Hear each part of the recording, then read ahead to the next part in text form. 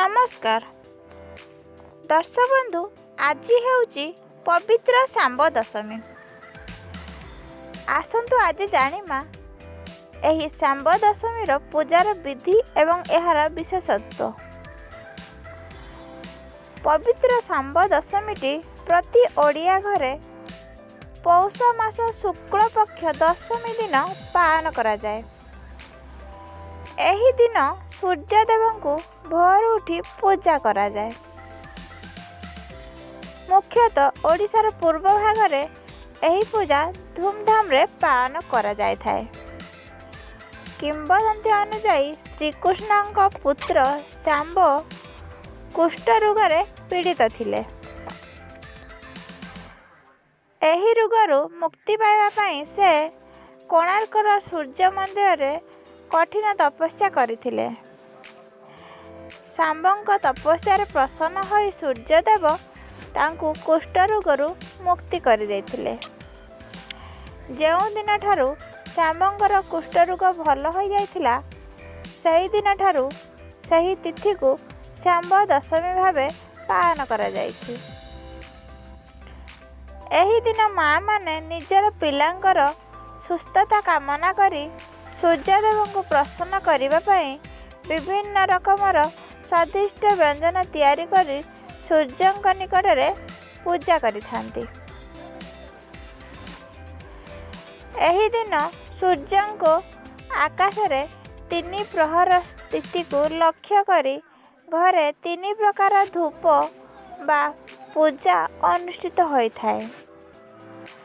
सूर्योदय समय रे प्रथम धूप, द्वितीय दिन महिला माने सकाळ स्नान सारी शुद्ध पूत होई फलमूल और मिष्टान्न इत्यादि भोग करिथांती।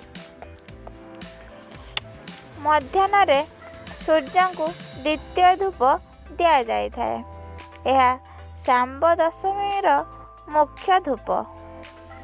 एथिरे गोईठा, अटकाली, विभिन्न प्रकार पिठा, खेचुड़ी, घड़ा घड़ा, तीयण आदि भोग हुए, जहाँ को भी घांटिया कहा जाए।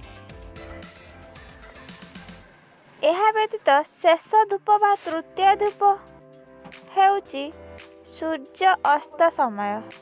एई धूपरे चकुली, एंडुरी, काकरा, मालपुआ, गजा, बिरी, पुली आदि नैवेद्य अर्पण करा जाय थाए। यह प्रतिवर्ष करवा शुभ अटे। तो आज पाई एई भिडियोटी एतिकी। आपण माने जदि नुआ करी आछन ताहले आम भिडियोटी को सब्सक्राइब करनियो।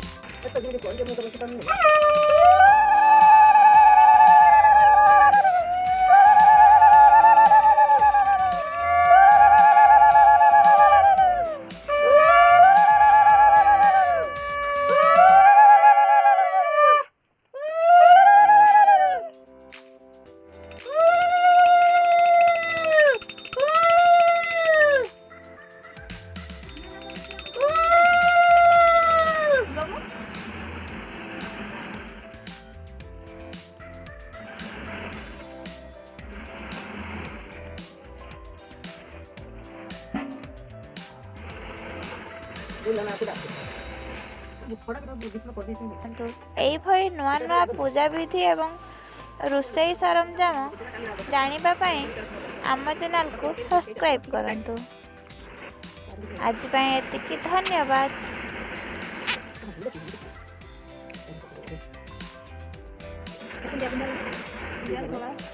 पूजा